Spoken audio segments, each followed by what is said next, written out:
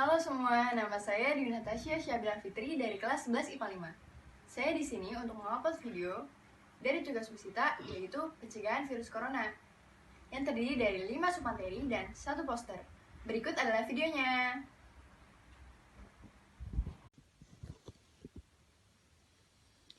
Yang pertama, ada pengenalan tentang virus. Ciri-ciri virus itu meliputi memiliki satu asam nukleat, berukuran sangat kecil, berkembang biak di dalam sel hidup, tidak melakukan metabolisme, dan berbentuk kristal jika di luar sel hidup. Kemudian, ada bentuk virus. Bentuk virus itu ada yang berbentuk batang, contohnya virus TMV. Yang kedua, ada berbentuk batang tetapi berujung oval, contohnya ada rhabdovirus. Yang ketiga, ada yang berbentuk bulat, contohnya itu virus HIV. Ada pula yang berbentuk benang atau filamen, contohnya virus Ebola. Dan ada yang berbentuk polyhedral, contohnya adenovirus. Yang terakhir, ada yang berbentuk huruf T, yaitu bakteriofag. Di sini juga ada struktur dari virus. Ini merupakan struktur lengkap dari virus T. Di virus T ini terdapat 3 bagian. Yang pertama ada kepala, leher, dan ekor. Kepala ini meliputi kapsid dan asam nukleat.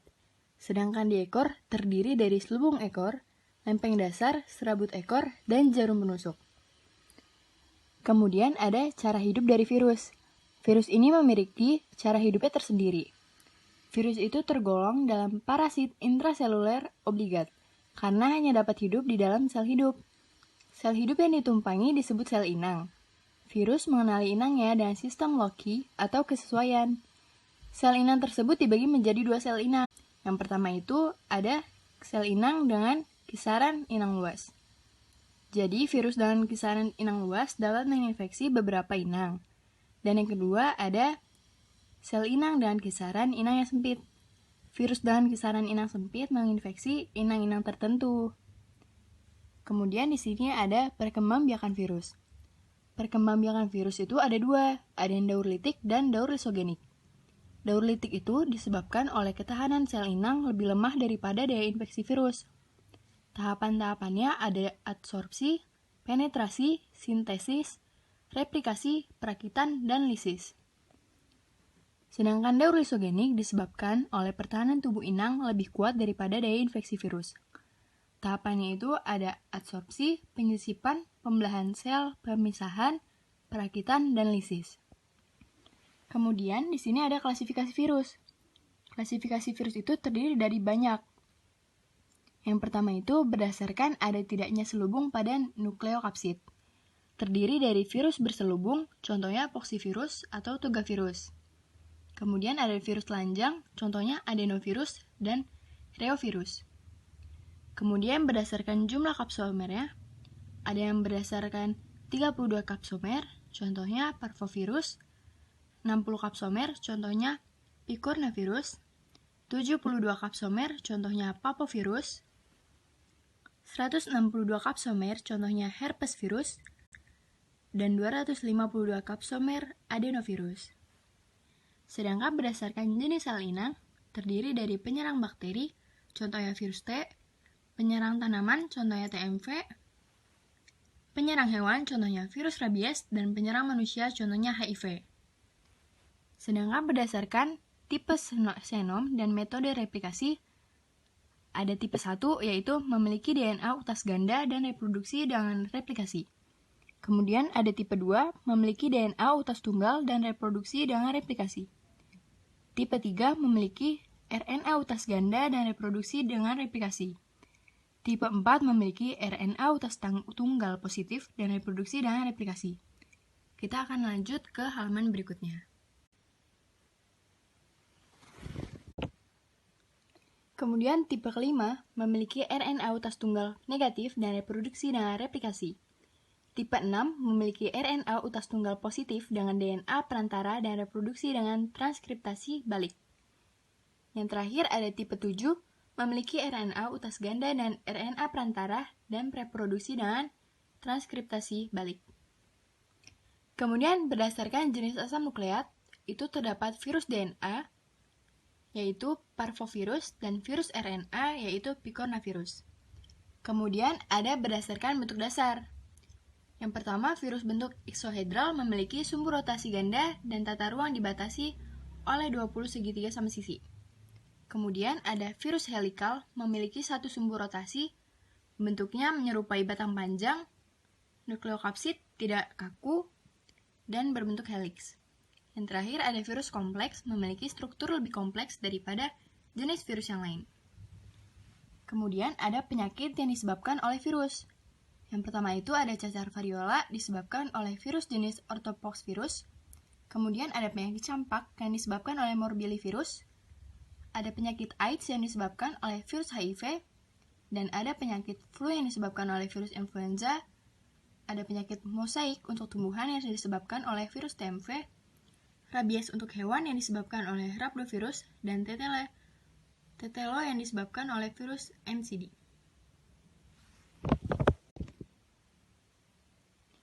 Kemudian materi yang kedua itu ada pengenalan virus corona. Latar belakang dari virus corona yaitu, virus corona adalah sebuah keluarga virus yang ditemukan pada manusia dan hewan. Sebagian virusnya dapat menginfeksi manusia serta menyebabkan berbagai penyakit, mulai dari penyakit umum seperti flu hingga penyakit yang lebih fatal seperti MERS dan SARS. Kemudian ada gejala terinfeksi virus corona. Gejala-gejalanya itu terbagi menjadi dua, yaitu gejala ringan seperti sakit kepala, batuk, sakit tenggorokan, hidung beringus, demam, dan tidak enak badan. Sedangkan gejala parahnya itu bisa jadi demam tinggi, batuk dan lendir, nyeri dada saat batuk, dan sesak napas. Kemudian ada penyebab dari penyakit corona. Penyebabnya itu dimulai dari virus corona. Awalnya virus corona ini berasal dari hewan dan menyebar ke manusia.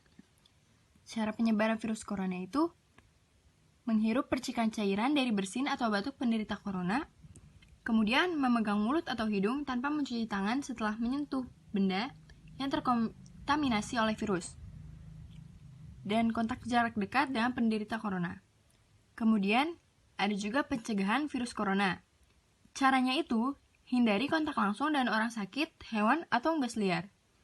Kemudian, sering-seringlah mencuci tangan dan jangan menyentuh wajah apabila tangan masih kotor. Kemudian, jangan keluar rumah dalam keadaan sakit.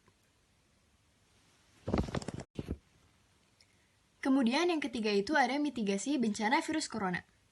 Yang pertama itu ada pengenalan protokol penanganan virus corona. Di sini ada dua kondisi. Yang pertama, jika merasa tidak sehat. Apabila merasa mengalami gejala seperti demam tinggi, batuk kering, sakit tenggorokan, maka dihimbau untuk beristirahat atau segera berobat ke fasilitas pelayanan kesehatan. Kemudian, tenaga kesehatan akan melakukan screening pasien dalam pengawasan corona. Jika tidak memenuhi kriteria corona, maka akan dirawat inap atau jalan sesuai keputusan oleh dokter. Kemudian, apabila memenuhi, maka pasien dirujuk ke rumah sakit rujukan.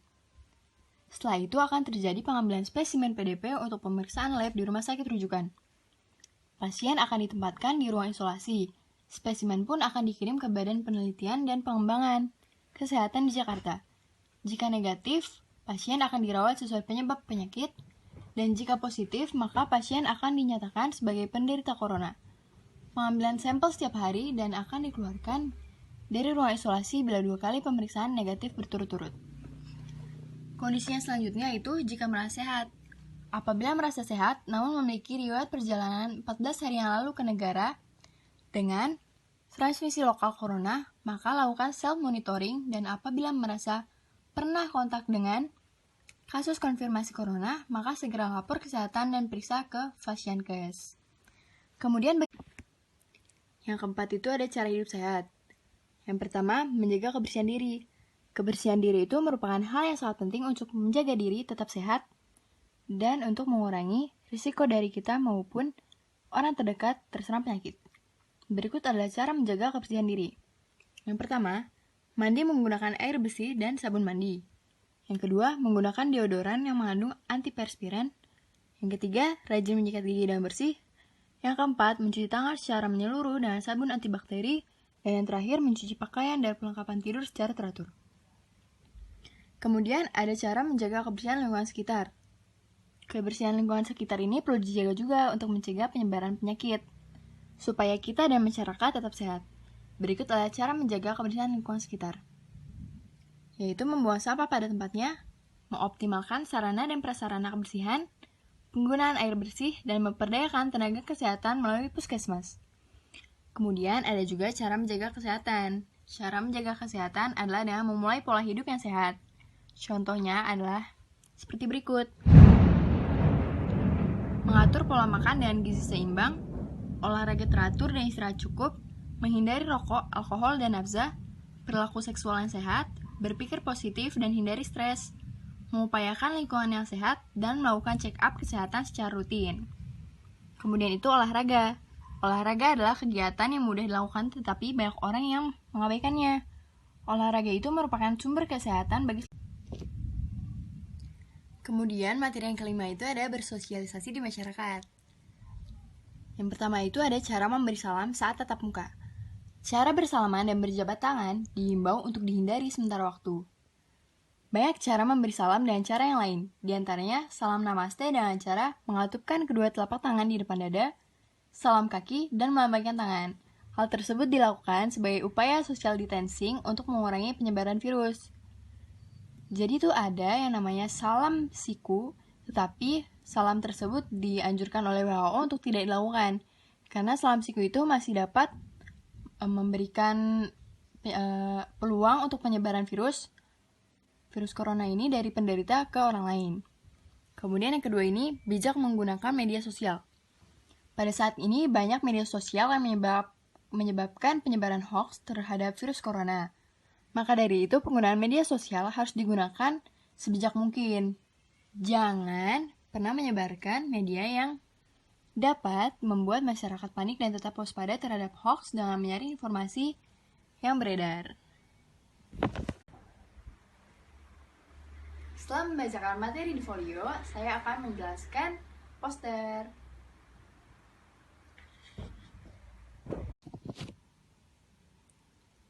Jadi ini merupakan poster pencegahan corona. Yang di sebelah kanan ada do. Jadi kita harus melakukan cuci tangan dengan bersih supaya terhindar dari virus-virus.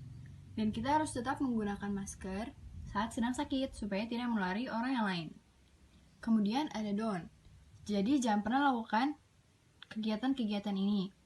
Seperti keluar rumah di saat penyebaran virus corona sedang marak-maraknya. Dan jangan pernah berkontak kurang dari 1 meter dari orang lain yang sekiranya terinfeksi virus corona.